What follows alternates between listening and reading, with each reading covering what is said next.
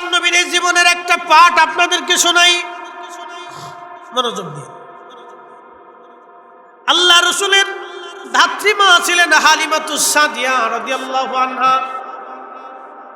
মহিয়সী একজন নারী ছিলেন, বড়ই ভাগ্যবান।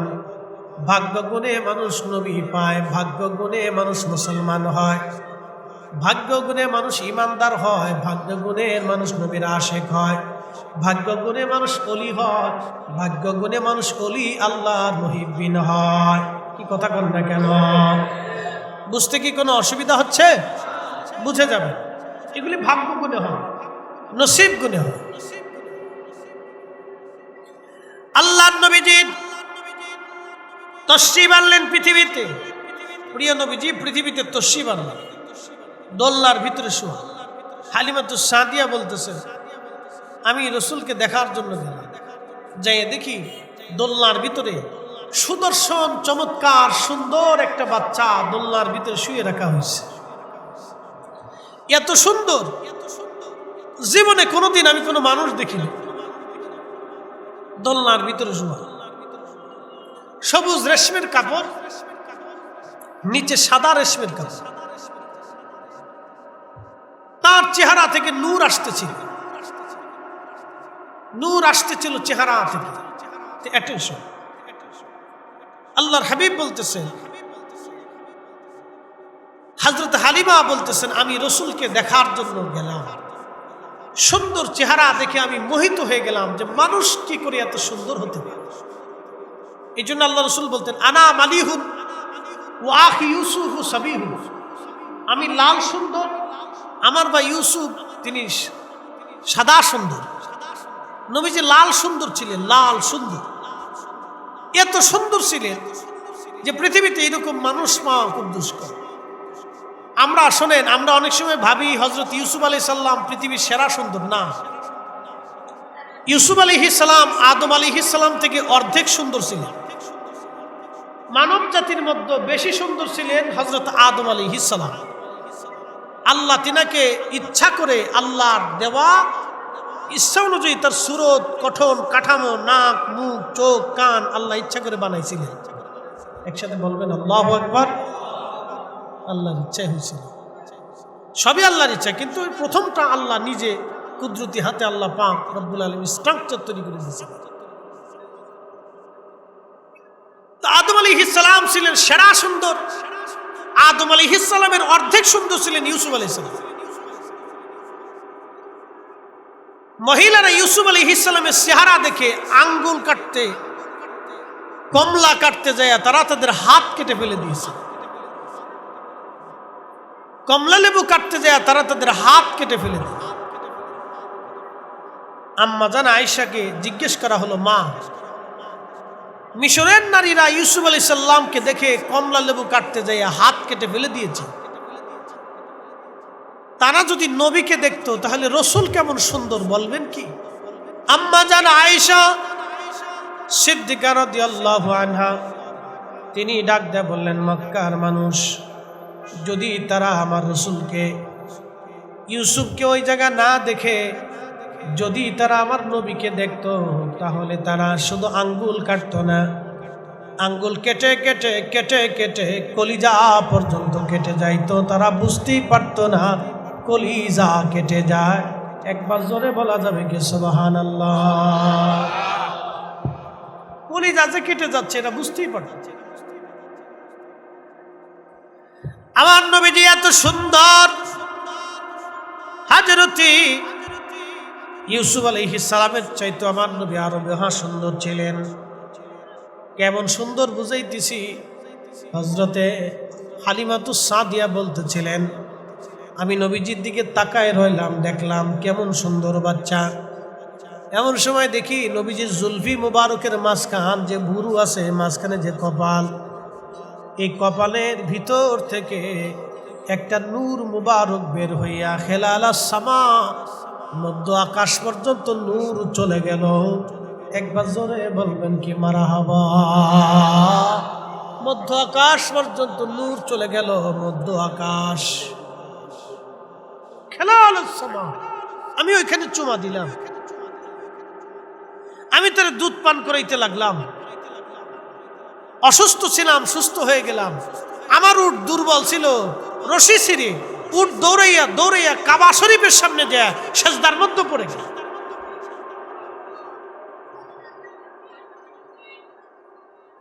ফটিকছড়ির মুসলমান মনোযোগ দিবেন। আল্লাহর নবীজি হালিমাতুস সাদিয়া রাদিয়াল্লাহু আনহা, আর অনেক কথা, এদিকে যাব না। প্রিয় নবীর আদর্শের কথা বলছিলাম। আল্লাহর হাবিব রাহমাতুল লিল আলামিন নবীজি নবুয়ত আসলো, অর্থাৎ কোরআন নাজিল হলো। কোরআন নাজিল হয়ে যাবার পরে আল্লাহর নবীর দ্বীনে দাওয়াত দিতে লাগলেন। মক্কা থেকে হিজরত করে নবীজি মদিনায় চলে গেলেন। মদিনায় যাওয়ার পরে আল্লাহর হাবিব রাহমাতুল লিল আলামিনকে দেখার জন্য হযরত হালিমা গেলেন। হযরত হালিমাতুস সাদিয়া নবীজিকে দেখার জন্য সুদূর মদিনা তায়েব থেকে মদিনার পানে রওনা হয়ে গেলেন। তখন তিনি বৃদ্ধা হয়ে গেছেন, একেবারে দুর্বল হয়ে গেছেন তিনি। হাজিরিন, সময় কম, কথা বেশি। যুবক, আপনারা আমার দিকে তাকান, ভালো করে শুনে নেন। প্রিয় নবীজি হালিমা আসতেছে, আল্লাহর নবীর সাহাবীরা বসা মুস্তাদরিক হাকিম লিসাইয়াইনের ভিতরে আসছে।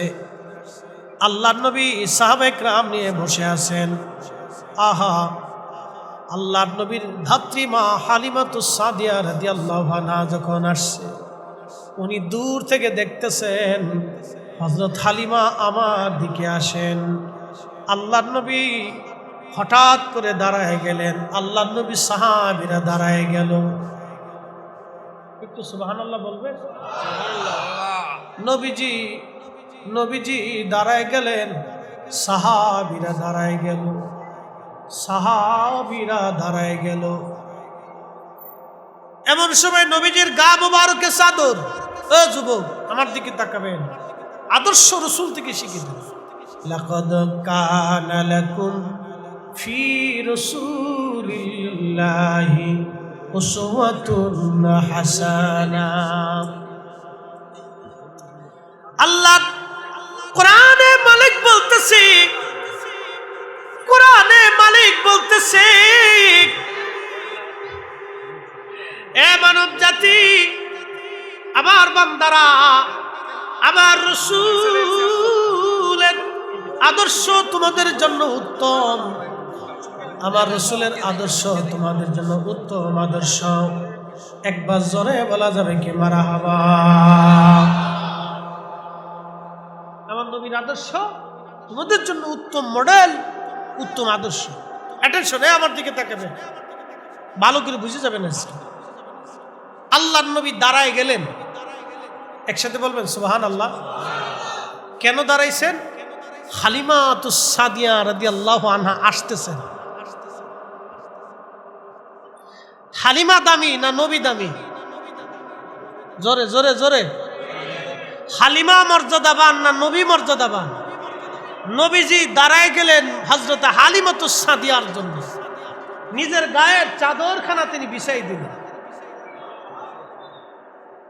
এ যুবক, মাকে কি করে সম্মান করতে হয় এখান থেকে বুঝে যেতে হবে। বাবাকে কি করে ইজ্জত করতে হয় এখান থেকে বুঝে যেতে হবে। সন্তান যদি ডিসি হয়, বাবা যদি কৃষক হয়, তাহলে ডিসিকে নিজের চেয়ার ছেড়ে দিয়ে বাবাকে বসতে দিতে হবে। এটাই হলো আদর্শ সন্তান। কথা কোন ঠিক কিনা? কিন্তু বড় আফসোস, আমার দেশে হায়ার এডুকেটেড পারসন বিরাট ইউনিভার্সিটির শিক্ষা করে এসে আমার দেশের ছেলেরা বাবা মাকে বৃদ্ধাশ্রমে পাঠিয়ে দিচ্ছে। যেই শিক্ষা বাবা মাকে মর্যাদা দিতে জানে না, বাবা মার ইজ্জত দিতে জানে না, ওই শিক্ষার 4 পয়সাও সমাজে রাষ্ট্রে কোনো মূল্য নাই। কথা বলে ঠিক? কোনো দাম, কোনো মূল্য। শিক্ষা আপনাকে মানুষ বানাইতো। এই জন্য অলিরা আসছিলেন। কারা আসছিলেন? আমি কেন অলিদেরকে ভালোবাসি ভালো করে বুঝবেন। অলিরা আসছিলেন। অলিরা সেই আমার আপনার মতো অমানুষ, যা আমরা মানুষ হইতাম না, তাদের সোহবতে, নৈকট্যে, দর্শে, তালিমে তরবিয়তে বইসা তারা আমাদেরকে মানুষ হতে শিখিয়েছে। কি হতে শিখিয়েছে? মানুষ হতে শিখিয়েছে। যদি তারা এই ভূখণ্ডে না আসতেন, ইসলাম পাও তো দূরের কথা, কালেমার আজান পাও তো দূরের কথা, মসজিদ পাওয়া তো দূরের কথা, মাদ্রাসা পাওয়া তো দূরের কথা, যদি সুফিরা অলিরা এদেশে না আসতো, ইসলামের সুঘ্রাণও আপনারা পাইতেন। আপনাকে কৃতজ্ঞ হতে হবে, কৃতজ্ঞ হতে হবে। প্রিয় উপস্থিতি,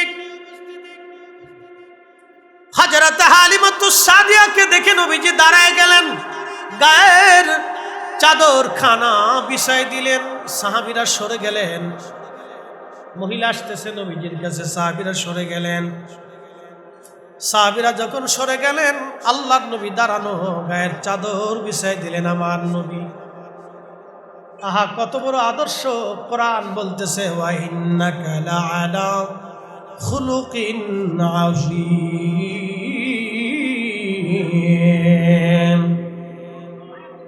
হাবিব, আপনার আদর্শ মহান মহান মহান মহান মহান, এত বড় মহান শব্দ, আজিম শব্দ আল্লাহ কারো ব্যাপারে কোরআন বলেন নাই।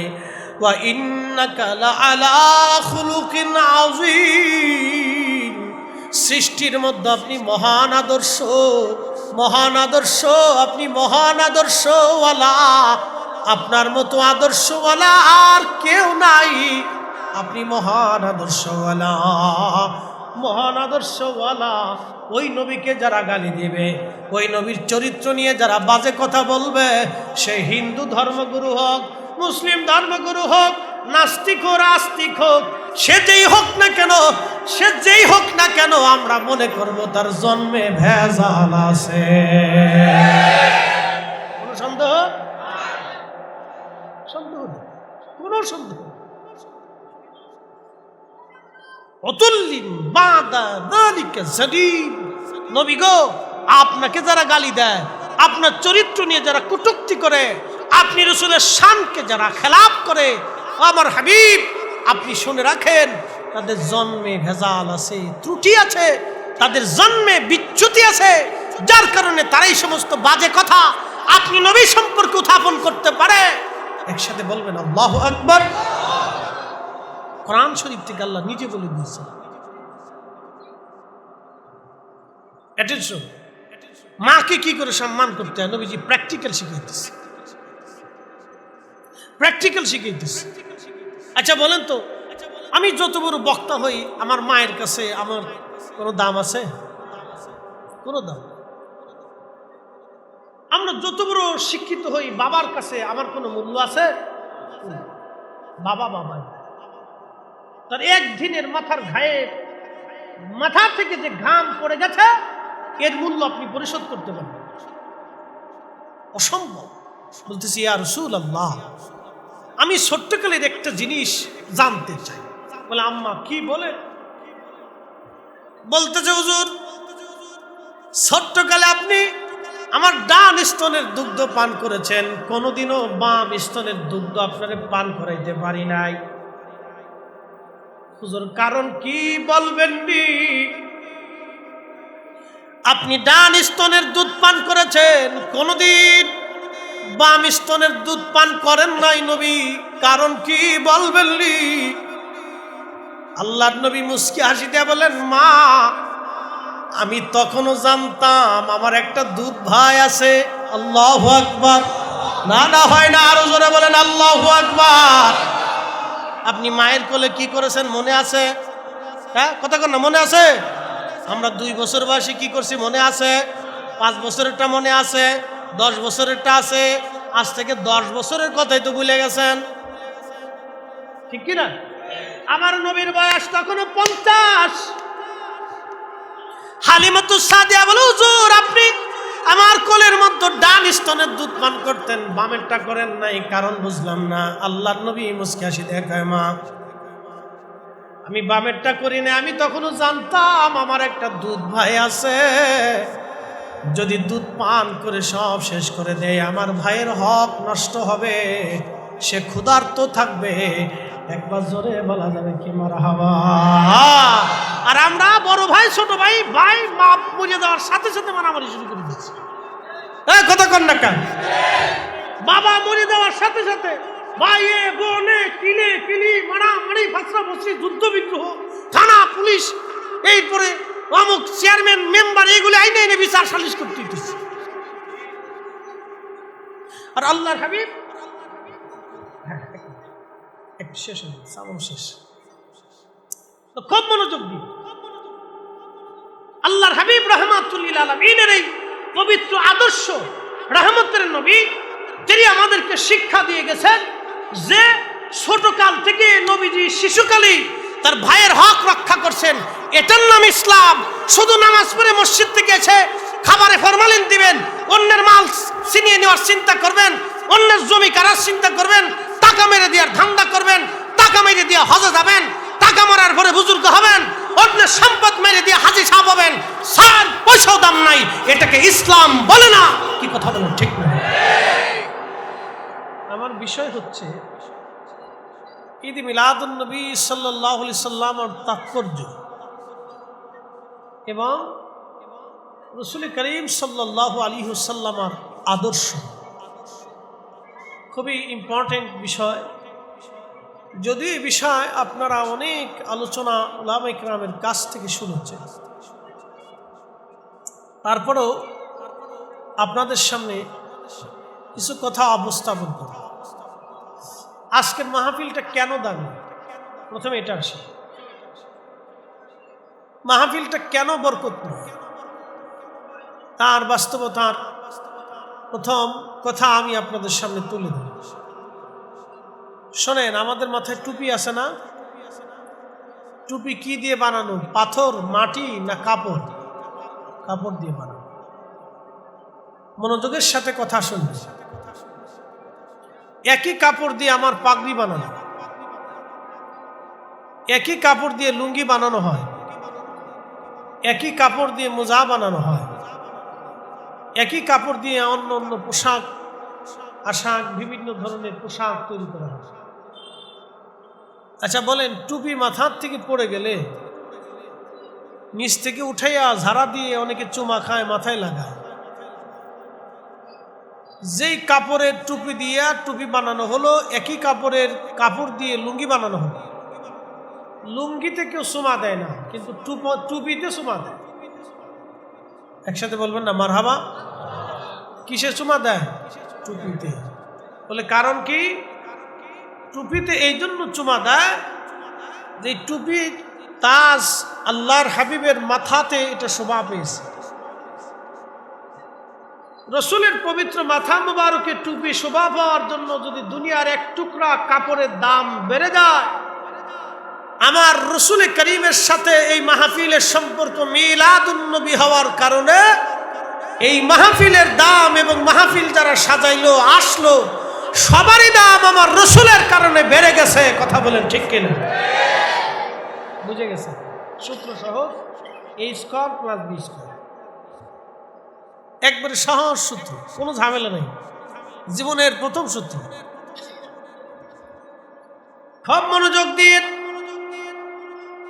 ফটিক শরীর মুসলমান, পাশে মহান আল্লাহর একজন ওলি ঘুমিয়ে আছেন। বুঝে যাবে না কেন এই জায়গাটার দাম হলো, কেন এই মাহফিলের দাম হলো। আরবিতে একটা প্রবাদ আছে, শরফুল মাকিনা ওয়া শরফুল মাকান, শরফুল মাকানে ওয়া শরফুল মাকিন। কিছু জায়গার কারণে মানুষের দাম বেড়ে যায়, কিছু মানুষের কারণে জায়গার দাম বাড়ে, কিছু জায়গার কারণে মানুষের দাম বাড়ে। কিছু জায়গার কারণে মানুষের দাম বাড়ে। এই মাহফিলে আসার কারণে আপনাদের দাম বেড়ে গেছে, মাহফিল করার কারণে আপনাদের দাম বাড়লো। বলে কারণ কি? আজকে হাদিস থেকে সরাসরি বোঝাবো। আল্লাহর হাবিব আবু সাঈদ খুদরি রাদিয়াল্লাহু আনহু বলেন, আল্লাহর নবীজি সাহাবীদের মজলিসের পাশ দিয়ে যাচ্ছেন। আল্লাহর নবী সাহাবীদের মজলিসের পাশ দিয়ে নবী যাচ্ছিলেন, এমন সময় প্রিয় নবী জিজ্ঞেস করলেন, মা জালাসনাকুম, তোমরা কেন এখানে বসছো? তোমাদের বসার কারণ কি? তোমরা কেন এখানে মাহফিল সাজাইলা, কেন বৈঠক সাজাইলা, কারণ কি? আল্লাহ নবী সাহাবীরা বলেন, ইয়া রাসূলুল্লাহ, নাদউল্লাহ, আমরা আল্লাহকে ডাকতে বসে গেলাম, নাহমাদুহু, আল্লাহর গুণ কীর্তন প্রশংসায় আমরা বসে গেলাম, অর্থাৎ আল্লাহর জিকিরে ফিকিরে বসে গেলাম। একবার জোরে বলা যাবে কি সুবহানাল্লাহ? সঠিক শরীর মুসলমান, আল্লাহর নবী সাহাবীদের বললেন, সাহাবীরা তোমরা বসে বসে কি করো? সাহাবীরা জবাব দিল, ইয়া রাসূলুল্লাহি নাদউল্লাহ, আল্লাহকে ডাকতেছি জামাতের সাথে। একবার জোরে বলবেন কি মারহাবা? বুঝেছেন? জামাতের সাথে আল্লাহকে ডাকতেছি, দলবদ্ধভাবে আল্লাহকে ডাকতেছি। এখন আমার প্রশ্ন, যারা মিলাদুন নবীর মাহফিল কায়েম করলে বেদাত বেদাত করে চিৎকার করে, তাদের বোঝা উচিত যে এই মিলাদুন নবী মূলত নাদউল্লাহ, আল্লাহকে ডাকার মাহফিল। কি কথা কন নাকি? ঠিক কিনা? কাকে ডাকার মাহফিল? এই মিলাদুন নবীর মাহফিল শেষে আমরা মুনাজাত করব কার কাছে? মাগরিব থেকে শেষ সময় পর্যন্ত কোরআন সুন্নাহ থেকে প্রত্যেকজন উলামায়ে কেরাম তাকরীর করতেছে। তাহলে এই দুনিয়ার এই জায়গাটা সাধারণ জায়গা থাকে না। নাদউল্লাহ ওয়া নাহমাদুহু, সাহাবীদের তরিকায় মজলিস কায়েম করে আল্লাহর জিকিরে আল্লাহর হামদে কাটানোর এই মজলিসটাকে, এটা আল্লাহ রাসূল হিলাকুজ জিকির ওয়া রিয়াজুল জান্নাহ, জিকিরের মজলিস, আল্লাহর বেহেশতের বাগান বলে গণ্য করেছেন। তাহলে এই মাহফিলগুলি আল্লাহর বেহেশতের বাগান। যারা বেদাতের ফতোয়া দেয় তাদের অন্তরে অন্ধকার, তাদের অন্তরে কুলুষতায় ভরে রসুল প্রেম থেকে বিচ্ছিন্ন হয়ে তারা শয়তানের প্রেমে নিবদ্ধ হয়ে গেছে। তখন ঠিক কিনা? তারা নিজেরা বুঝতেছে না, তারা ডাইভার্ট হয়ে যাচ্ছে, ভাবতেছে আমি অনেক বড় ফজিলতের কাজ করছি, আসলে কিছুই না। প্রেম ফটিক শরীর মুসলমান, আল্লাহর নবী বললেন, সাহাবীরা কেন তোমরা মাহফিল সাজাইলা, কারণ কি? নবীজি জবাব দিলেন, আলা, সাহাবীরা জবাব দিলেন, আলা মা হাদানা, আলা মা হাদানা লিদীনিহি, আল্লাহ আমাদেরকে দ্বীনের উপরে, হেদায়েতের উপরে প্রতিষ্ঠিত করেছেন। আমরা আগে নাফরমান ছিলাম, আমরা দ্বীন বুঝতাম না, ইমাম না, কালেমা কি জিনিস জানতাম না, আপনি নবী কি জিনিস আমরা চিনতাম না। আল্লাহ আমাদেরকে হেদায়েত দিয়েছেন, গুমরাহি থেকে আল্লাহ আমাদেরকে পথ দেখাইছেন। যদি কোনোদিন মক্কাতে যান, হেরেমে যান, হেরেমের পাশে এখনো সেই জায়গাটা শনাক্ত আছে, জায়গাটা খালি করে রাখা হয়েছে। তৎকালীন সময়ের আরবের মানুষেরা জীবন্ত মেয়ে সন্তানদেরকে কোরবানি জবাই দিত, জীবন্ত মেয়েদেরকে কবরের ভিতরে তারা পুড়িয়ে পুড়িয়ে মারত। রাহমাতুল লিল আলামিন নবীজি ডাক দিলেন, সাহাবীরা কেন তোমরা এই মাহফিল কায়েম করলা? সাহাবীরা দুইটা কারণের কথা বললেন। আলা মা হাদানা লিদীনিহি, আল্লাহ আমাদেরকে দ্বীন দিয়েছেন, হেদায়েত দিয়েছেন। আর আরেকটা কারণ, ওয়া মান্না আলাইনা বিকা, আপনি নবী নামক মহা নিয়ামত আল্লাহ আমাদেরকে দিয়েছেন। আপনি নবী নামক মহা নিয়ামত আল্লাহ আমাদেরকে দিয়েছেন। আপনি নবী নামক মহা নিয়ামত আল্লাহ আমাদেরকে দিয়েছেন। এই শুকরানায় আমরা মাহফিল সাজিয়া নাদউল্লাহ, আল্লাহকে ডাকি, ওয়া নাহমাদুহু, আল্লাহর প্রশংসা করি, নবী পাইয়া প্রশংসা করি, নবী পাইয়া আমরা মাহফিল সাজাইছি। একবার জোরে বলবেন কি আল্লাহু আকবার? কি পাইয়া? জোরে বলেন কি পাইয়া? আরো জোরে বলেন কি পাইয়া? হ্যাঁ, হয় না? আরো জোরে বলেন কি পাইয়া? আজকের মাহফিল দিলাম কি পাইয়া? হ্যাঁ, জোরে জোরে জোরে জোরে না, ক্লাস হয়ে যাক। আজকের মাহফিল পাইলাম কি পাইয়া? সাহাবীরা মাহফিল দিয়েছে কি পাইয়া? তো সাহাবীদের উদ্দেশ্যের সাথে আজকের উদ্দেশ্যের কোনো বেমিল আছে? একই মিল, নাম একটু ভিন্নতা হতে পারে। ওই সময় হয়তো নাম দেন না, এই সময় আমরা নাম দিয়ে দিচ্ছি। কি কথা কন না কেন? আমরা নাম দিচ্ছি, ওই সময় নাম ছিল না। তাফসীরুল কোরআন মাহফিল, ওই সময় কোনো নাম ছিল না, কিন্তু মাহফিল হয়েছে। আল্লাহ রাসূলের হাদিস অনুযায়ী হিলাকুজ জিকির হয়েছে, যেটা আমাদের দেশে অনেকে বলে হালকা হালকা জিকির। প্রিয় মুসলমান, খুব মনোযোগ দিয়ে, তাফসীরুল কোরআন মাহফিল নামে কোনো মাহফিল ছিল না, ইসলাহি জলসা নামক কোনো মাহফিল ছিল না, খতমে বুখারী নামক কোনো মাহফিল ছিল না, ওই সালানে ইসলাহ মানে কোনো মাহফিল ছিল না, ইসলাহি সম্মেলন মানে কোনো মাহফিল ছিল না। এই পৃথিবীতে যত যা কিছু বলেন, ওরস শরীফ মাহফিল নামে কোনো মাহফিল ছিল না, এই নামে কোনো মাহফিল ছিল না, ইসলামিক জলসা নামে কোনো মাহফিল ছিল না, এর নামে কোনো মাহফিল ওই সময় ছিল না। কিন্তু মাহফিল হইতো মাহফিল, তারা একত্রিতভাবে বসে ওয়াজ নসিহত হইতো, জিকির আজগার হতো। আজকে আমরা মাহফিল সাজাই দিলাম নবী পাইয়া, সাহাবীরা মাহফিল দিয়েছিল নবী পাইয়া। একবার জোরে বলা যাবে কি মারহাবা? ত্রিভুবনের প্রিয় মুহাম্মদ এলো রে দুনিয়ায় রে সাগর,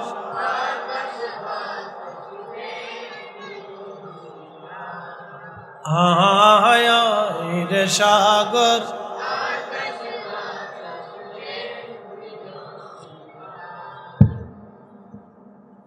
ধুলির ধারা বেহেশত আজ জয় করিল দিল রে লাজ। আজকে খুশির ঢল নেমেছে ধূসর সাহারায়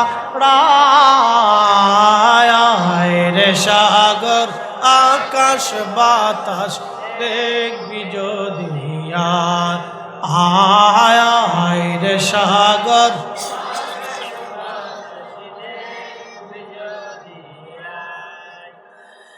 আল্লাহর নবী সাহাবীরা দুই কারণে মাহফিল সাজাইলেন। এক কারণ হেদায়েত পাইলেন, দিন পাইলেন, আর এক কারণ নবী নামক মহা নিয়ামত পাইলেন। এখন প্রশ্ন করি, নবী যদি না আসতেন হেদায়েতও পাইতাম না, দিনও পাইতাম না। নবী যদি না হইতেন হেদায়েতও হতো না, দিনও হতো না, কোরআনও পাইতাম না, মাহফিলও পাইতাম না, মসজিদও হতো না, ঈমানও পেতাম না, এই সুন্দর দিনও পেতাম না, আখিরাতের মুক্তি হতো না। নবীর কারণে আমরা দিন ও মিল্লাত পেয়েছি। অতএব ওই নবী হলেন সর্বসেরা। ওয়া মান্না আলাইনা বিকা, আপনি নবী নামক মহা নিয়ামত পাইয়া আমরা মাহফিল সাজায় দিলাম ইয়া রাসূলুল্লাহ। একবার জোরে বলবেন কি মারহাবা? আমরা মিলাদুন নবীর মাসে নবী পাইয়া মাহফিল সাজাইছি। জোরে বলেন কি পাইয়া? নবী পাইয়া পবিত্র মিলাদুন নবীর মাসে আমরা মাহফিল সাজায় দিলাম। বন্ধু আমার, খুব মনোযোগ দিবেন। আল্লাহর হাবিব ডাক দিয়ে বলতেছে, সাহাবীরা রে, তোমাদের আর কোনো উদ্দেশ্য আছে নাকি? তোমরা কসম করো, তোমরা যে মাহফিলটা সাজাইলা দুইটা উদ্দেশ্যের কথা বললা, এছাড়া কি ভিন্ন কোনো উদ্দেশ্য তোমাদের আছে? আচ্ছা আপনারা বলেন, আপনারা কি মাহফিল সাজাইছেন চেয়ারম্যানিতে দাঁড়ানোর জন্য? মেম্বারি দাঁড়াবেন? বর্তমান ওই প্রধান উপদেষ্টার কাছ থেকে কিছু টাকা করিয়ে আনবেন, যেহেতু আপনাদের এলাকার ছেলে, চিটাগাঙ্গের ছেলে। চিন্তা করছেন মাহফিল একটা সাজায় যদি সিন টিম দেয়, রাস্তা মাস্তা বরাদ্দ দেয়, এরকম কোন উদ্দেশ্য আছে? সাহাবীরা যে মাহফিল দিল, আল্লাহর হাবিব ডাক দেখো, সাহাবীরা তোমরা কসম করো, এছাড়া আর কোনো উদ্দেশ্য তোমাদের আসেনি? সাহাবীরা জবাব দিল, আল্লাহি, খোদার কসম করে বলি ইয়া রাসূলুল্লাহ, আমাদের আর কোনো উদ্দেশ্য নাই। সুবহানাল্লাহ বলবেন?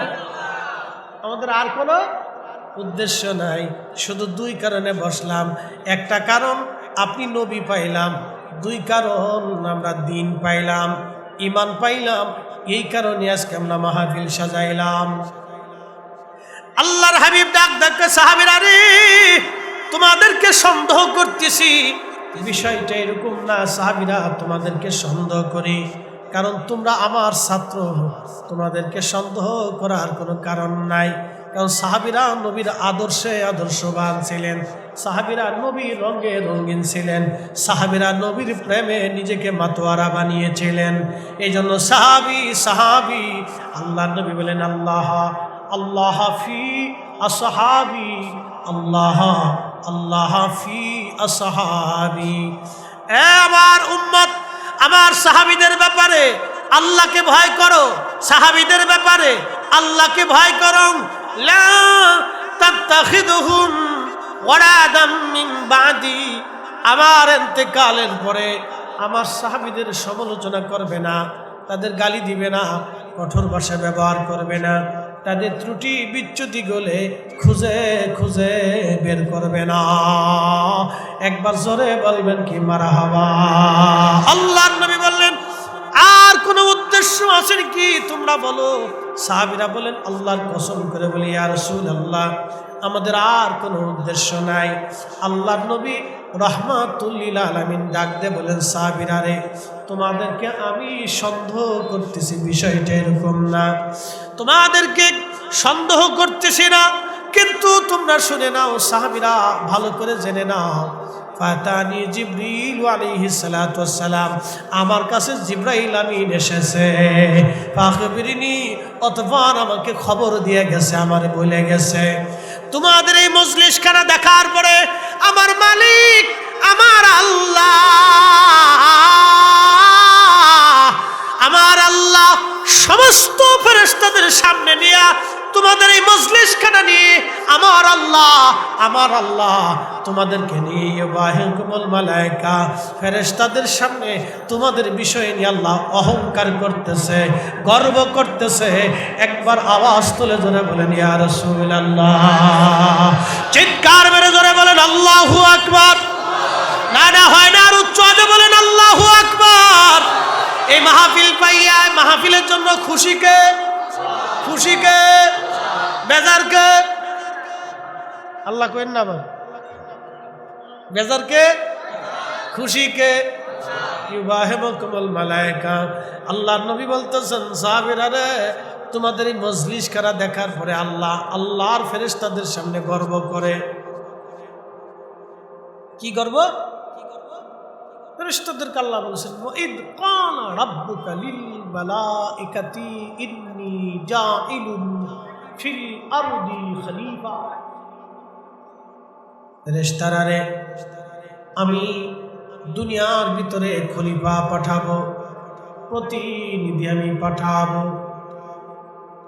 ফেরেশতারা বলল রব, ক্বালু আতাজআলু ফিহা, অ্যাটেনশন, ফিহা মাইয়ুফসিদু ফিহা ওয়া ইয়াসফিকুদ দিমা।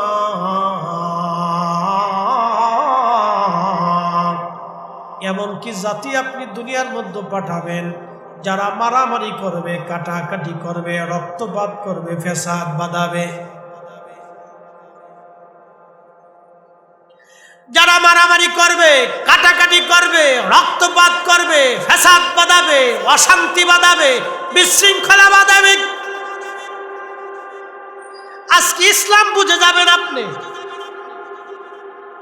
দুনিয়ার ভেজাল মীমাংসা করার জন্য আল্লাহর নবী একটা যুবকদের সংগঠন করেছিলেন, নাম কি? হিলফুল ফুজুল। মক্কার ঝামেলা, যুদ্ধ বিগ্রহ, মারামারি, অশান্তি, বিশৃঙ্খলা বন্ধ করার জন্য আমার রাসূল সেই দিন তাদেরকে বলেছিলেন, আমার নবীজি হিলফুল ফুজুল সংগঠন গঠন করে পেয়ারা নবী রাসূল করিম সাল্লাল্লাহু আলাইহি সাল্লাম আল্লাহর জমিনে শান্তির চেষ্টা করেছিলেন। একবার জোরে বলা যাবে সুবহানাল্লাহ? না হয় না, আর জোরে বলে, মনোযোগ দিয়ে। হিলফুল ফুজুল কারণ কি? আল্লাহর নবী সর্বপ্রথম ভেজাল মীমাংসা করার জন্য হিলফুল ফুজুল একটা সংগঠন নবীজি করলেন। হিলফুল ফুজুল কারণ কি? সারা মক্কাতে যুদ্ধ বিগ্রহ, মারামারি, কাটাকাটি, অশান্তি, বিশৃঙ্খলা দূর করার জন্যে নবীজি হিলফুল ফুজুল গঠন করলেন। একসাথে বলবেন সুবহানাল্লাহ। আর আমাদের দেশে কি শুধু ভেজাল বাঁধানোর চেষ্টা? পাহাড়ের মানুষ শান্ত ছিল, ওদেরকে আবার লেলাই দিল কারা? পাহাড়িরা বলে আমরা এদেশের আমাদের পাহাড় থেকে সেনাবাহিনী সরায় দাও, বাঙালি সরায় দাও। কেন পাহাড়ে বাঙালি থাকতে পারবে না?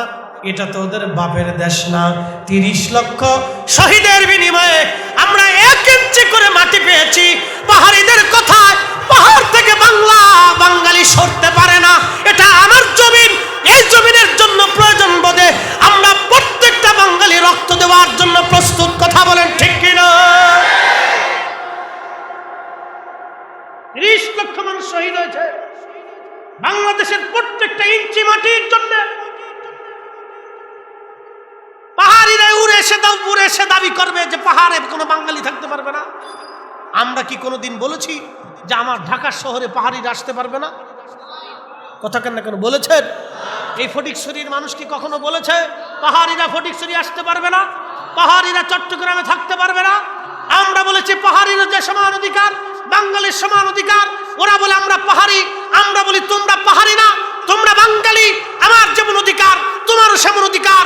তুমি আমার রাজধানীতে আসবে, আমি পাহাড়ে যাব, তুমি আমাকে কষ্ট দেবে না, আমি তোমাকে কষ্ট দেব না। আমি যেই রকম নাগরিক সুবিধা পাবো তুমিও সেই রকম নাগরিক সুবিধা পাবে। কিন্তু তোমরা যখন বিশৃঙ্খলা অশান্তি বাঁধাবে, তখন এই অশান্তি দমন করার জন্য আমরা প্রত্যেক বাংলাদেশি সজাগ আছি। প্রয়োজন বোধে যুদ্ধ করার জন্য আমার দেশের লক্ষ লক্ষ যুবক সেনারা প্রস্তুত হয়ে বসে আছে।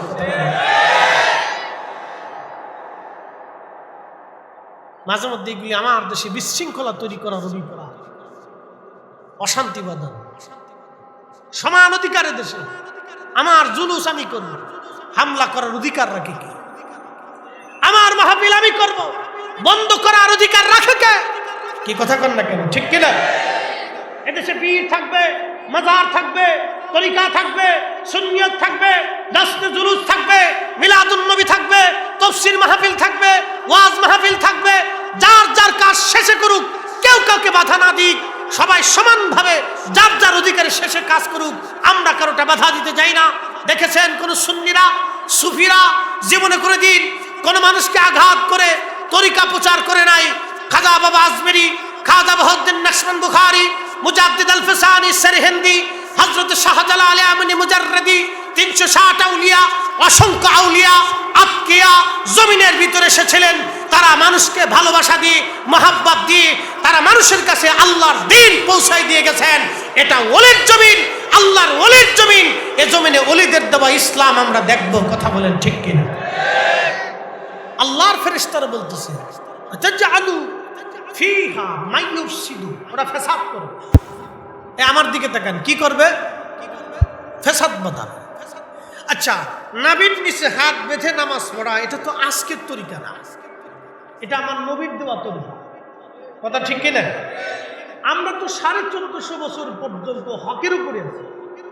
তুমি এসে আমার মসজিদের ভিতরে এটা উঠাই দিয়ে ঝগড়া বাঁধাইয়া আমার যুবকের ভিতরে অশান্তি সৃষ্টি করে দিয়ে আমার দেশের মা পুত ছেলে বাবা সন্তান ভাই ভাইয়ের ভিতরে ফসাদ বাঁধানোর অধিকার তোমাকে দিয়েছে।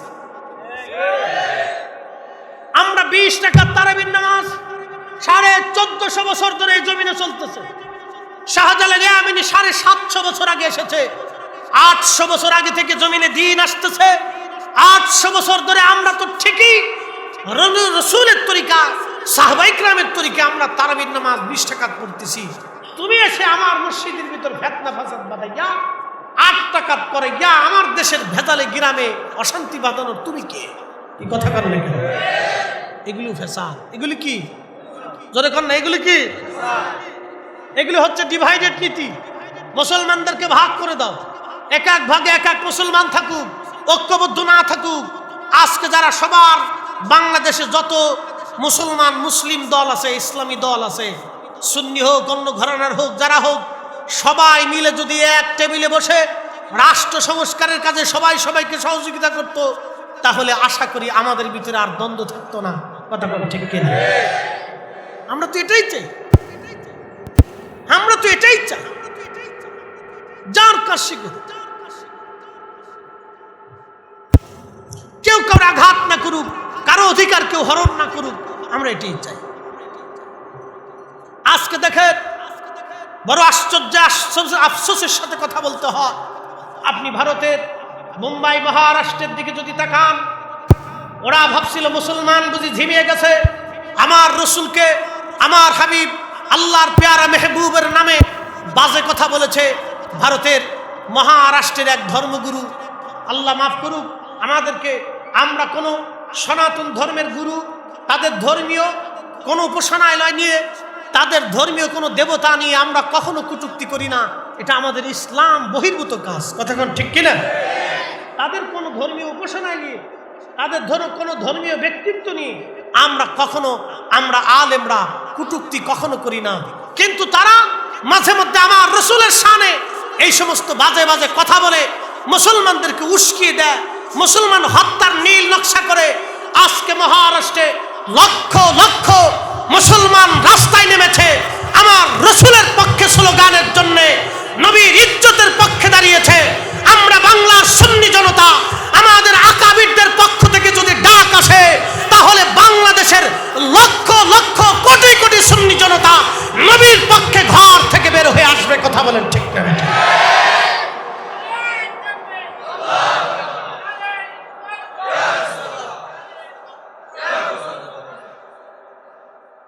প্রিয় উপস্থিতি, আল্লাহ রসুলের ইজ্জতের বিরুদ্ধে সে যেই দ্বারা পৃথিবীর যত বড় শক্তি দ্বারা আমরা তাকে আমাদের পায়ের জুতার সমান মনে করি। কথা বলেন ঠিক কিনা? আমাদের দেশের হিন্দুরা, সনাতন ধর্মের ভাইরা, তারা আমাদের সাথে মিলেমিশে ব্যবসা করতেছে, পূজা অর্চনা হচ্ছে, নিয়মিত ধর্ম তারা পালন করতেছে। আমরা কোন হিন্দুর বাড়ি, কোন হিন্দু সম্প্রদায়ের উপর আক্রমণ করতে কেউ যদি করতে যায়, তাহলে আমরা অন্যরা বাধা দেই, তাকে হেনস্থা করি।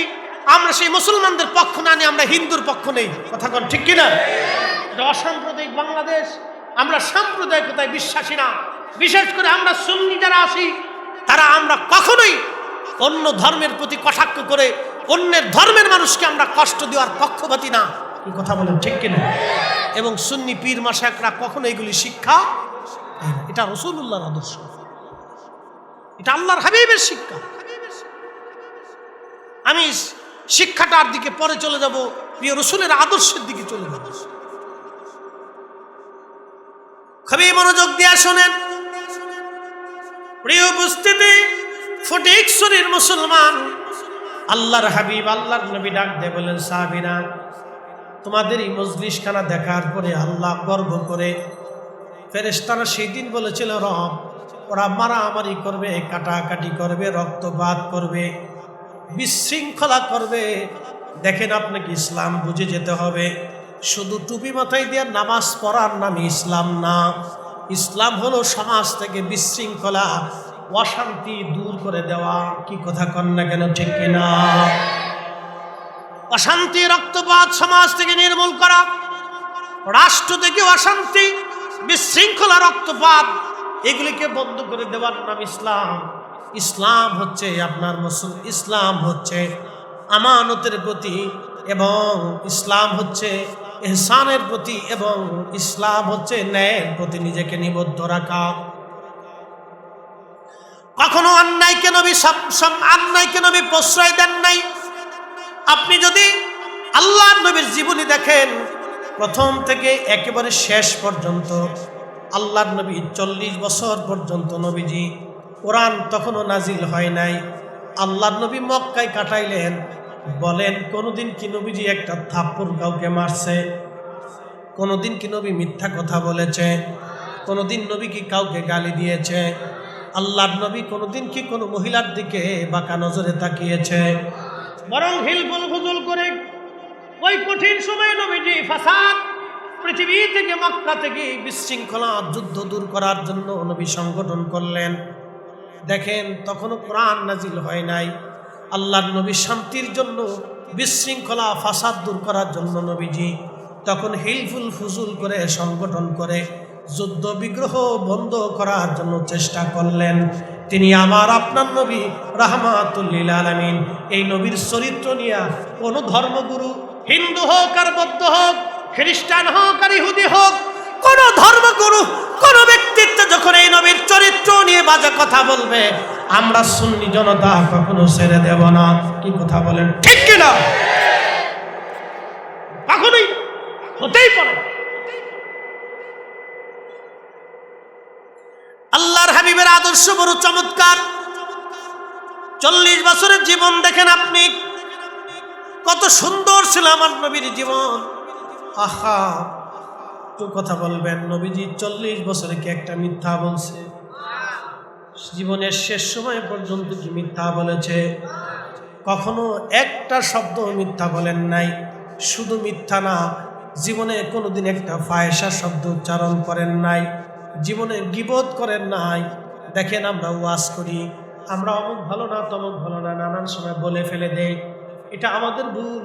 অমুক ভালো না কটূক্তি করে বসি, গালি দিয়ে বসি। অন্য ঘরানার অন্য মতের আলেম ওলামা ধরে কোনো এক সময় আমরা গালি দিয়ে বসি, কটূক্তি করি। ইসলাম এটা সমর্থন করে নাই। আল্লাহর নবী 40 বছর পর্যন্ত নবীজির কাছে কোরআন নাজিল হয় নাই, তারপরেও রাহমাতুল লিল আলামিনের আদর্শ এত চমৎকার। তিনি কখনো কোনো কাফেরকে গালি দেন নাই, কটূক্তি পর্যন্ত করেন নাই। দিন প্রচার করেছেন, নবীকে মারা হয়েছে, আল্লাহ নবীর দন্ত শহীদ করে দেওয়া হয়েছে, নবীকে খাবার দেওয়া হয় নাই। শিয়াবে আবি তালিবে 2 বছর পর্যন্ত বন্দি রাখা হয়েছে, তারপরেও আল্লাহ নবী কটূক্তি করেন নাই। ভিন্ন মতের কাফের কুফারদেরকে কখনো গালি দেন নাই।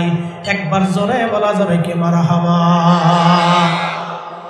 রাসূলের সারা জীবনের 1463 বছরের জীবনে আপনি তন্ন তন্ন করে তালাশ করবেন, একটা গালি পাবেন, একটা গালি পাবেন। 4 খলিফা খেলাফতের জীবনে বিরোধী ছিল, মতামত ছিল, মতানৈক্য ছিল, কিন্তু কখনো গালি দেন। হযরত আলী রাদিয়াল্লাহু আনহুর সময় দুইটা ভয়ঙ্কর যুদ্ধ হয়েছে, তারপরেও গালি দেন।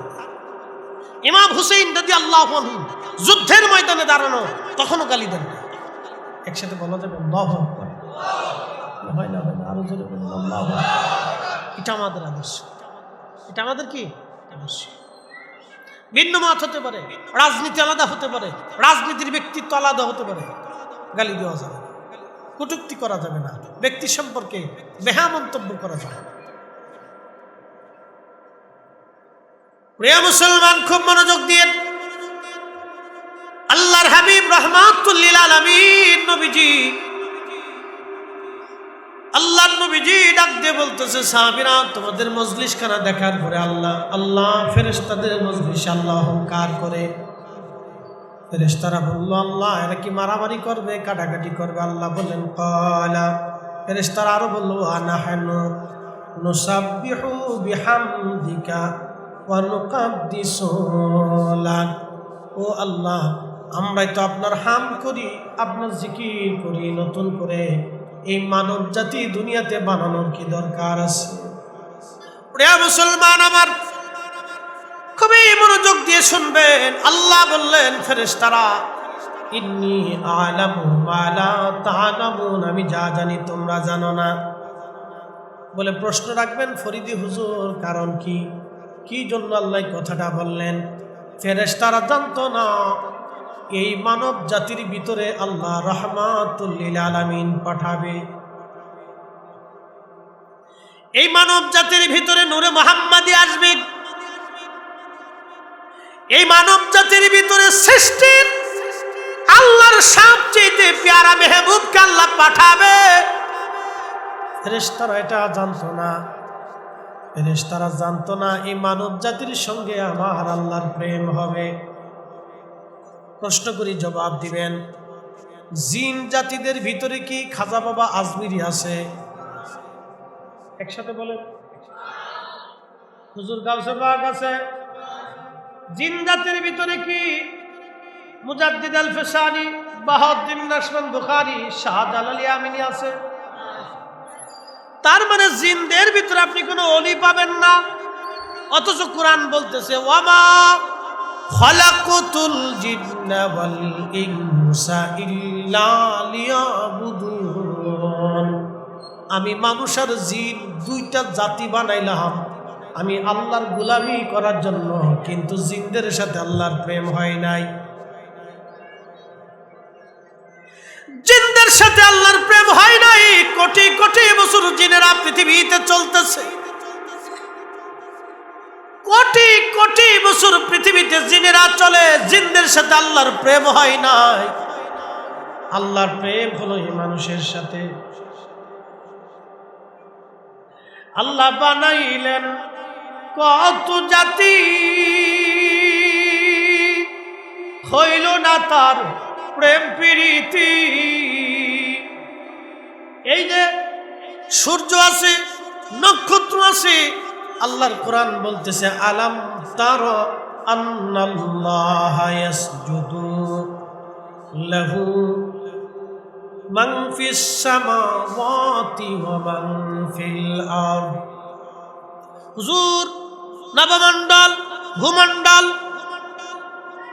সারা পৃথিবী সৃষ্টি, সাত আসমান আর সাত জমিনের ভিতরে যাহা কিছু আছে সব আমি আল্লাহকে সেজদা দেয়। একসাথে বলবেন আল্লাহু আকবার। আল্লাহ তার নবীকে বলতেছেন আলাম তারা, আপনি কি দেখেন না? রসুলের শান বলতে বলেছেন, কি করে শান আমি বলবো? আলাম তারা, আপনি কি দেখেন না? আমার নবীজি যখন রাস্তা দিয়ে হাঁটতেন, গাছে নবীকে সালাম দিত। সাহাবীরা জানতো না, কিন্তু নবী সালামের জবাব দিতেন। পাহাড়ে সালাম দেয়, নবী সালামের জবাব দিতেন। পাথরে নবীকে সালাম দিত, নবী সালামের জবাব দিতেন। উট, দুম্বা, ছাগল, বেড়া নবীকে সালাম দিত, নবীজি সালামের জবাব দিতেন। সাহাবীরা শুনতো না, কিন্তু আমার নবী সালামের জবাব দিলে সাহাবীরা বলতো ইয়া রাসূলুল্লাহ, কেউ সালাম দিল না, কিন্তু কে উত্তর জবাব আপনি দিলেন, কারণ কি? বলে তোমরা শোনো নাই, এই পাথর আমাকে সালাম দিয়েছে। একবার জোরে বলবেন আল্লাহু আকবার।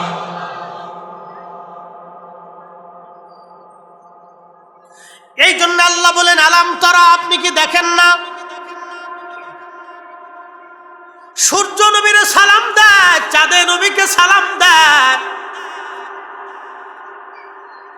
চাঁদ আল্লাহর জিকির করে আল্লাহকে সেজদা দেয়, আমরা দেখি না, কিন্তু নবী দেখতেন। সূর্য আল্লাহকে সেজদা দেয়, আমরা দেখি না, কিন্তু নবী দেখতেন। গাছে নবীরে সেজদা দেয়, আল্লাহর সেজদা দেয়, কিন্তু আমরা দেখি না, নবী দেখতেন। পাহাড় আল্লাহকে সেজদা দেয়, আশ-শামসু ওয়াল কামারু ওয়ান নুজুমু ওয়াল জিবালু ওয়াশ-শাজারু ওয়াদ-দাওয়াবু ওয়া কাসীরুম মিনান নাস।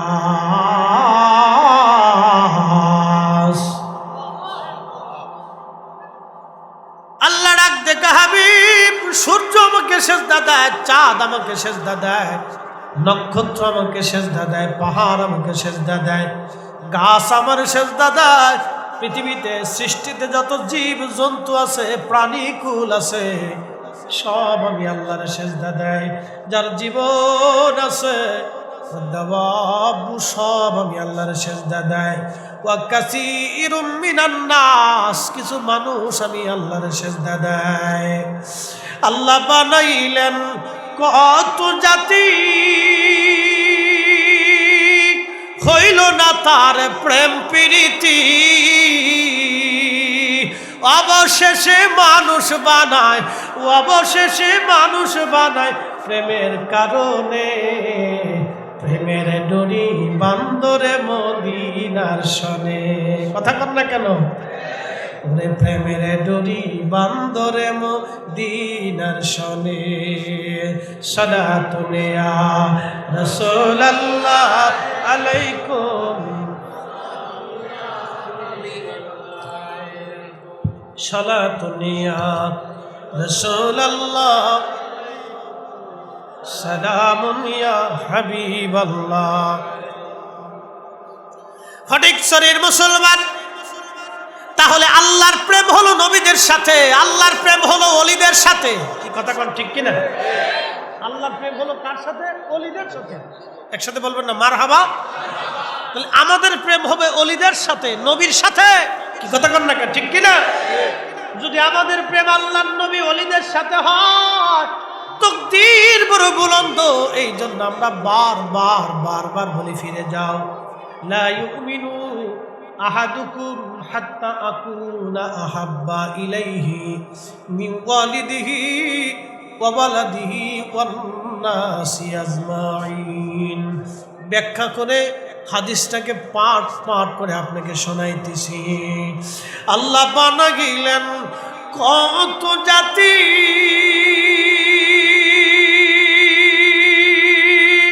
হইল না তার প্রেম প্রীতি। আল্লাহ বানাইলেন কত জাতি, হইল না তার প্রেম প্রীতি। অবশেষে মানুষ বানায় প্রেমের কারণে, প্রেমের ডরি বান্দরে মদিনার শনে। হায়রে প্রেমের ডরি বান্দরে মদিনার শনে। সালাতুন ইয়া রাসূলুল্লাহ আলাইকুম সালামুন ইয়া হাবিবাল্লাহ। সালাতুন ইয়া রাসূলুল্লাহ আলাইকুম সালামুন ইয়া হাবিবাল্লাহ আলাইকুম। লা ইলাহা ইল্লাল্লাহ, লা ইলাহা, সমস্যা নেই, মির্গি রোগী। লা ইলাহা ইল্লাল্লাহ, লা ইলাহা হাসবি রাব্বি জাল্লাল্লাহ মা ফি কলবি গায়রু নূর মুহাম্মদ। আহা নূর মুহাম্মদ পড়ো লা ইলাহা ইল্লাল্লাহ, লা ইলাহা ইল্লাল্লাহ, লা ইলাহা, লা ইলাহা ইল্লাল্লাহ মুহাম্মাদুর রাসূলুল্লাহ সাল্লাল্লাহু আলাইহি ওয়াসাল্লাম। একবার জোরে বলেন না মারহাবা। আচ্ছা, আল্লাহ সুস্থ করবে, অসুবিধা নেই। এটা কি রোগ? আমাদের দেশে মৃগের রোগ। হ্যাঁ ঠিক আছে, ওটা ওই যে আপনার কি কয়, চামড়ার জুতা শুকালে ভালো হয়, হয়ে যাবে হয়ে যাবে, অসুবিধা। দেখেন আল্লাহ পাক এই যে এখান থেকে বুঝেন একটা রোগ আল্লাহ দিচ্ছে, এর ওষুধ চামড়ার জুতা। আল্লাহু আকবার। কোথায় আল্লাহ শেফা দিয়ে রাখছে আপনি কল্পনা করলে আপনার মাথা নষ্ট হয়ে যাবে। আল্লাহ কত বড় মহান কারিগর, কুদরতওয়ালা। আল্লাহু আকবার।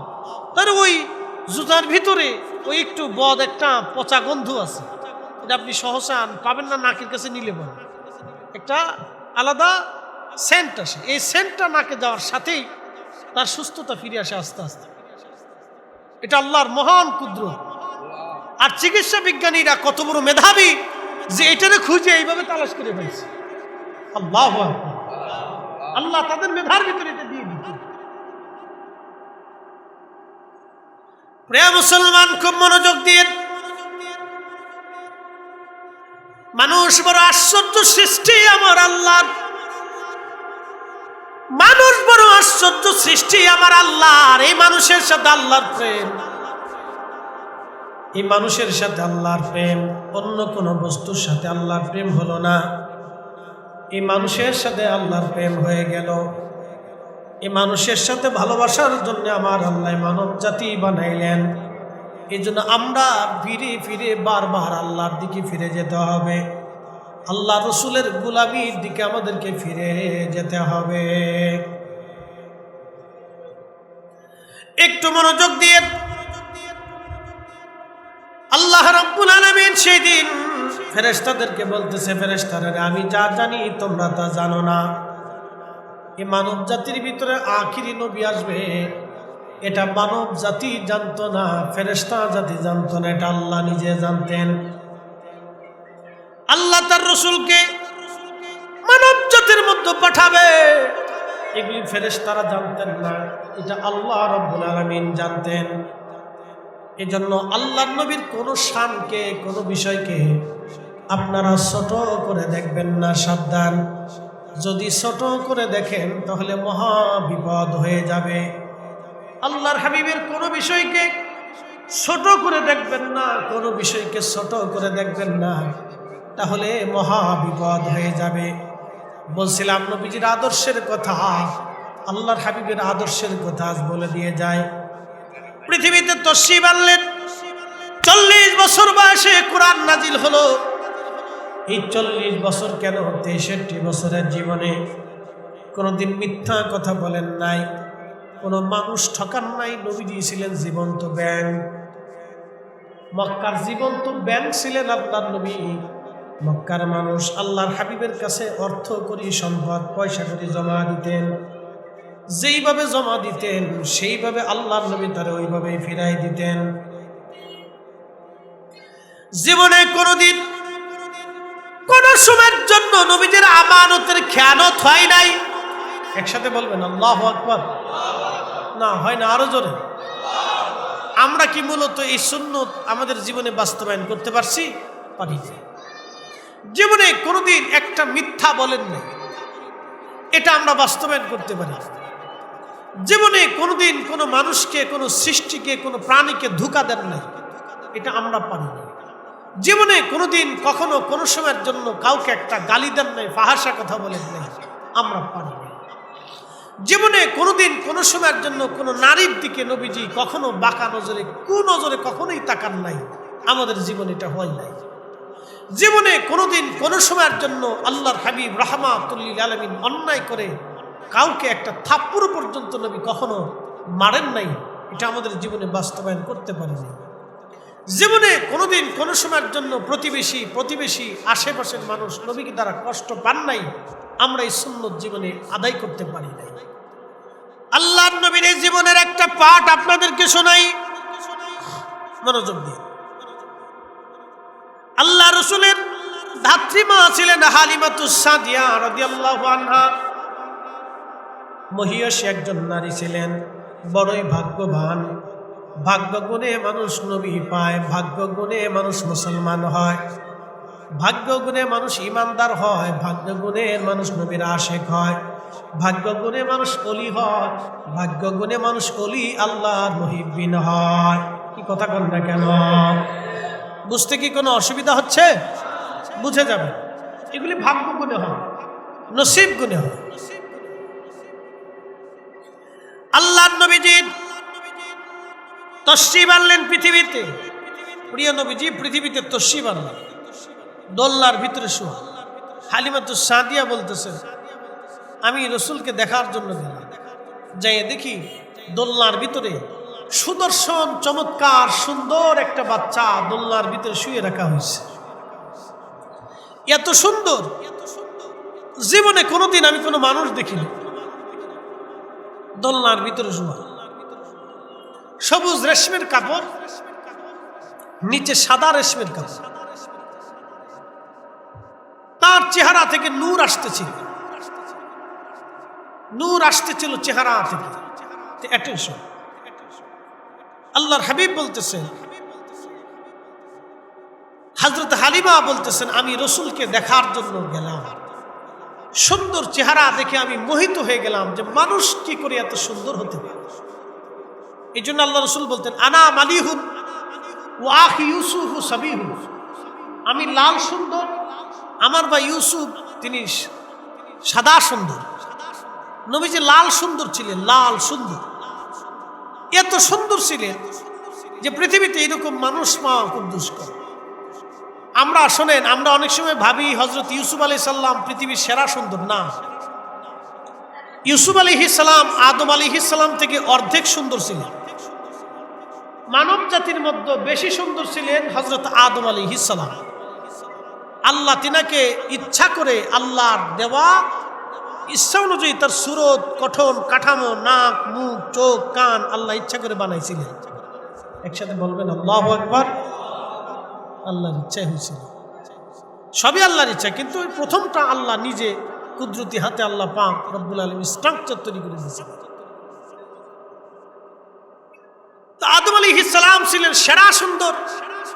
আদম আলাইহিস সালামের অর্ধেক সুন্দর ছিলেন ইউসুফ আলাইহিস সালাম। মহিলারা ইউসুফ আলাইহিস সালামের চেহারা দেখে আঙ্গুল কাটতে কমলা কাটতে যায় তারা তাদের হাত কেটে ফেলে দিয়েছে। কমলা লেবু কাটতে যায় তারা তাদের হাত কেটে ফেলে দেয়। আম্মা জান আয়েশাকে জিজ্ঞেস করা হলো, মা, মিশরের নারীরা ইউসুফ আলাইহিস সালামকে দেখে কমলা লেবু কাটতে যায় হাত কেটে ফেলে দিয়েছে, তারা যদি নবীকে দেখতো তাহলে রসুল কেমন সুন্দর বলবেন কি? আম্মা জান আয়েশা সিদ্দিকা রাদিয়াল্লাহু আনহা তিনি ডাক দিয়ে বললেন, মক্কার মানুষ যদি তারা আমার রসুলকে, ইউসুফকে ওই জায়গা না দেখে যদি তারা আমার নবীকে দেখতো তাহলে তারা শুধু আঙ্গুল কাটতো না, আঙ্গুল কেটে কেটে কেটে কেটে কলিজা পর্যন্ত কেটে যাইতো, তারা বুঝতেই পারতো না কলিজা কেটে যায়। একবার জোরে বলা যাবে কি সুবহানাল্লাহ? কলিজা যে কেটে যাচ্ছে এটা বুঝতেই পারছে। আমার নবীজি এত সুন্দর, হযরতি ইউসুফ আলাইহিস সালামের চাইতে আমার নবী আরো বেহা সুন্দর ছিলেন।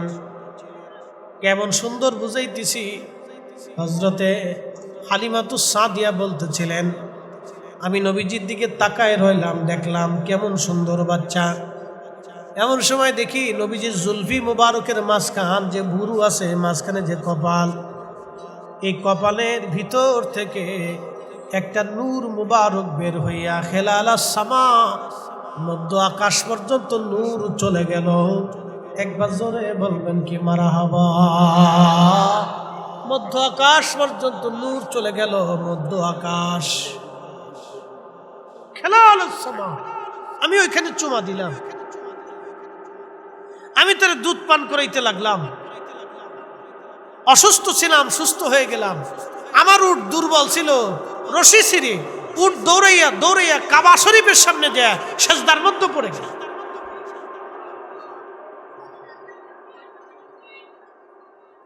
ফটিকছড়ির মুসলমান মনোযোগ দিবেন। আল্লাহর নবীজি হালিমাতুস সাদিয়া রাদিয়াল্লাহু আনহা, আর অনেক কথা, এদিকে যাব না। প্রিয় নবীর আদর্শের কথা বলছিলাম। আল্লাহর হাবিব রাহমাতুল লিল আলামিন নবীজি নবুয়ত আসলো, অর্থাৎ কোরআন নাজিল হলো। কোরআন নাজিল হয়ে যাবার পরে আল্লাহর নবীর দ্বীনে দাওয়াত দিতে লাগলেন। মক্কা থেকে হিজরত করে নবীজি মদিনায় চলে গেলেন। মদিনায় যাওয়ার পরে আল্লাহর হাবিব রাহমাতুল লিল আলামিনকে দেখার জন্য হযরতে হালিমা গেলেন। হযরতে হালিমাতুস সাদিয়া নবীজিকে দেখার জন্য সুদূর মদিনা তায়েব থেকে মদিনার পানে রওনা হয়ে গেলেন। তখন তিনি বৃদ্ধা হয়ে গেছেন, একেবারে দুর্বল হয়ে গেছেন তিনি। হাজিরিন, সময় কম, কথা বেশি। যুবক, আপনারা আমার দিকে তাকান, ভালো করে শুনে নেন। প্রিয় নবীজি হালিমা আসতেছে, আল্লাহর নবীর সাহাবীরা বসা মুস্তাদরিক হাকিম লিসাইয়াইনের ভিতরে আসছে। আল্লাহর নবী সাহাবায়ে কেরাম নিয়ে বসে আছেন। আহা, আল্লাহর নবীর ধাত্রীমা হালিমাতুস সাদিয়া রাদিয়াল্লাহু আনহা যখন আসছে, উনি দূর থেকে দেখতেছেন হযরত হালিমা আমার দিকে আসেন। আল্লাহর নবী হঠাৎ করে দাঁড়ায় গেলেন। আল্লাহর নবী সাহাবীরা দাঁড়ায় গেল। একটু সুবহানাল্লাহ বলবেন? নবীজি দাঁড়ায় গেলেন, সাহাবীরা দাঁড়ায় গেল। সাহাবীরা দাঁড়ায় গেল। এমন সময় নবীজির গা মুবারকে চাদর। ও যুবক, আমার দিকে তাকাবেন, আদর্শ রাসূল থেকে শিখে দেন। লাকাদ কানা লাকুম ফি রাসূলিল্লাহি উসওয়াতুন হাসানাহ। আল্লাহ কোরআনে মালিক বলতেছে, কোরআনে মালিক বলতেছে, এ মানব জাতি, আমার বান্দারা, আমার রাসূলের আদর্শ তোমাদের জন্য উত্তম। আমার রাসূলের আদর্শ তোমাদের জন্য উত্তম আদর্শ। একবার জোরে বলা যাবে কি মারহাবা। আমার নবীর আদর্শ তোমাদের জন্য উত্তম মডেল, উত্তম আদর্শ। অ্যাটেনশন, আমার দিকে তাকাবে, ভালো করে বুঝে যাবেন। আজকে আল্লাহর নবী দাঁড়ায় গেলেন, একসাথে বলবেন সুবহানাল্লাহ। কেন দাঁড়াইছেন? হালিমাতুস সাদিয়া রাদিয়াল্লাহু আনহা আসতেছেন। হালিমা দামি না নবী দামি? জোরে জোরে জোরে। হালিমা মর্যাদাবান না নবী মর্যাদাবান? নবীজি দাঁড়ায় গেলেন হযরত হালিমাতুস সাদিয়ার জন্য, নিজের গায়ের চাদরখানা তিনি বিছাই দিলেন। এ যুবক, মাকে কি করে সম্মান করতে হয় এখান থেকে বুঝে যেতে হবে। বাবাকে কি করে ইজ্জত করতে হয় এখান থেকে বুঝে যেতে হবে। সন্তান যদি ডিসি হয়, বাবা যদি কৃষক হয়, তাহলে ডিসিকে নিজের চেয়ার ছেড়ে দিয়ে বাবাকে বসতে দিতে হবে। এটাই হলো আদর্শ সন্তান। কথা কোন ঠিক কিনা? কিন্তু বড় আফসোস, আমার দেশে হায়ার এডুকেটেড পারসন বিরাট ইউনিভার্সিটির শিক্ষা করে এসে আমার দেশের ছেলেরা বাবা মাকে বৃদ্ধাশ্রমে পাঠিয়ে দিচ্ছে। যেই শিক্ষা বাবা মাকে মর্যাদা দিতে জানে না, বাবা মার ইজ্জত দিতে জানে না, ওই শিক্ষার 4 পয়সাও সমাজে রাষ্ট্রে কোনো মূল্য নাই। কথা বলেন ঠিক? কোনো দাম, কোনো মূল্য। শিক্ষা আপনাকে মানুষ বানাইতো। এই জন্য অলিরা আসছিলেন। কারা আসছিলেন? আমি কেন অলিদেরকে ভালোবাসি ভালো করে বুঝবেন। অলিরা আসছিলেন। অলিরা এসে আমার আপনার মতো অমানুষ, যা আমরা মানুষ হইতাম না, তাদের সোহবতে, নৈকট্যে, দর্শে, তালিমে, তরবিয়তে বইসা তারা আমাদেরকে মানুষ হতে শিখিয়েছে। কি হতে শিখিয়েছে? মানুষ হতে শিখিয়েছে। যদি তারা এই ভূখণ্ডে না আসতেন, ইসলাম পাও তো দূরের কথা, কালেমার আজান পাও তো দূরের কথা, মসজিদ পাওয়া তো দূরের কথা, মাদ্রাসা পাওয়া তো দূরের কথা, যদি সুফিরা অলিরা এদেশে না আসতো, ইসলামের সুঘ্রাণও আপনারা পাইতেন। আপনাকে কৃতজ্ঞ হতে হবে, কৃতজ্ঞ হতে হবে। প্রিয় উপস্থিতি, হযরত হালিমাতুস সাদিয়াকে দেখে নবীজি দাঁড়ায় গেলেন, গায়ের চাদর খানা বিছাই দিলেন। সাহাবীরা সরে গেলেন। মহিলা আসতেছে নবীজির কাছে, সাহাবীরা সরে গেলেন। সাহাবীরা যখন সরে গেলেন, আল্লাহর নবী দাঁড়ানো, গায়ের চাদর বিছাই দিলেন আমার নবী। আহা, কত বড় আদর্শ! কোরআন বলতেছে, ওয়া ইন্নাকা লাআলা খুলুকিন আযীম।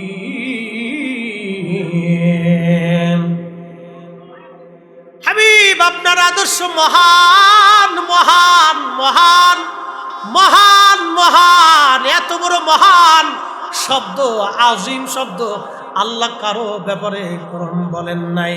ওয়া ইন্নাকা লাআলা খুলুকিন আযীম।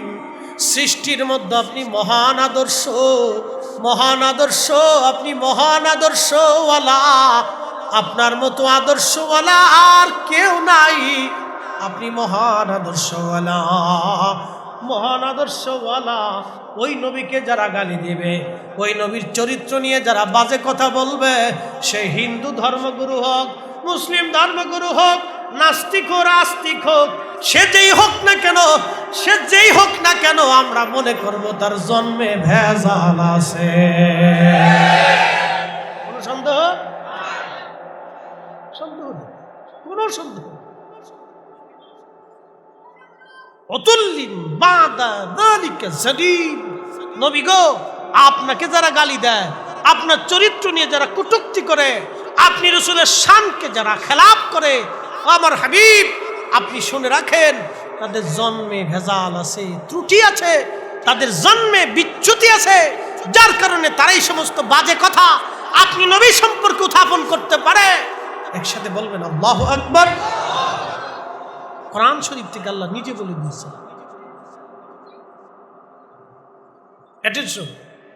মাকে কি করে সম্মান করতে হয় নবীজি প্র্যাকটিক্যাল শিখাইতেছে, প্র্যাকটিক্যাল শিখাইতেছে। আচ্ছা বলেন তো, আমি যত বড় বক্তা হই, আমার মায়ের কাছে আমার কোনো দাম আছে? কোনো দাম। আমরা যত বড় শিক্ষিত হই, বাবার কাছে আমার কোনো মূল্য আছে? বাবা বাবা, তার একদিনের মাথার ঘায়ে, মাথা থেকে যে ঘাম পড়ে গেছে, এর মূল্য আপনি পরিশোধ করতে পারবেন? অসম্ভব। বলতেছি, ইয়া রাসূলুল্লাহ, আমি ছোট্টকালের একটা জিনিস জানতে চাই। বলে, আম্মা কি বলে? বলতেছে, হুজুর, ছোট্টকালে আপনি আমার ডান স্তনের দুগ্ধ পান করেছেন, কোনোদিনও বাম স্তনের দুগ্ধ আপনাকে পান করাইতে পারি নাই। হুজুর, কারণ কি বলবেন নি? আপনি ডান স্তনের দুধ পান করেছেন, কোনোদিন বাম স্তনের দুধ পান করেন নাই নবী, কারণ কি বলবেন নি? আল্লাহর নবী মুস্কি হাসি দিয়ে বলেন, মা, আমি তখনও জানতাম আমার একটা দুধ ভাই আছে। আল্লাহু আকবার। না না, হয় না, আরো জোরে বলেন আল্লাহু আকবার। আপনি মায়ের কোলে কি করেছেন মনে আছে? হ্যাঁ, কথা কন না, মনে আছে? আমরা 2 বছর বয়সে কি করছি মনে আছে? 5 বছরেরটা মনে আছে, 10 বছরেরটা আছে। আজ থেকে 10 বছরের কথাই তো ভুলে গেছেন, ঠিক কিনা? আমার নবীর বয়স তখনও 50। হালিমাতুস সাদিয়া বলে, হুজুর, আপনি আমার কোলের মধ্যে ডান স্তনের দুধ পান করতেন, বামেরটা করেন নাই, কারণ বুঝলাম না। আল্লাহর নবী মুস্কি হাসি দেখায়, মা, আমি বামেরটা করি না, আমি তখনও জানতাম আমার একটা দুধ ভাই আছে, যদি দুধ পান করে সব শেষ করে দেয় আমার ভাইয়ের হক নষ্ট হবে, সে ক্ষুধার্ত থাকবে। একবার জোরে বলা যাবে কি মারহাবা? আর আমরা বড় ভাই ছোট ভাই ভাই মাপ বুঝে দেওয়ার সাথে সাথে মারামারি শুরু করে দিচ্ছি। কথা কন না কেন?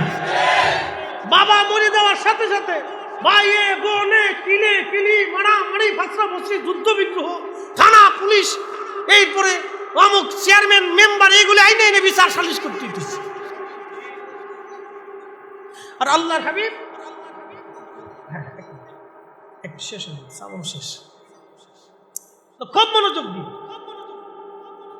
আল্লাহর হাবিব রাহমাতুল লিল আলামিনের এই পবিত্র আদর্শ, রহমতের নবী, তিনি আমাদেরকে শিক্ষা দিয়ে গেছেন যে ছোটকাল থেকে নবীজি শিশুকালেই তার ভাইয়ের হক রক্ষা করছেন। এটার নাম ইসলাম। শুধু নামাজ পড়ে মসজিদ থেকে এসে খাবারে ফরমালিন দিবেন, অন্যের মাল ছিনিয়ে নেওয়ার চিন্তা করবেন, অন্যের জমি কারার চিন্তা করবেন, টাকা মেরে দেওয়ার ধান্দা করবেন, টাকা মেরে দিয়ে হজে যাবেন, টাকা মারার পরে বুজুর্গ হবেন, অন্যের সম্পদ মেরে দিয়ে হাজি সাহেব হবেন, 4 পয়সাও দাম নাই, এটাকে ইসলাম বলে না। কি কথা বলেন, ঠিক না?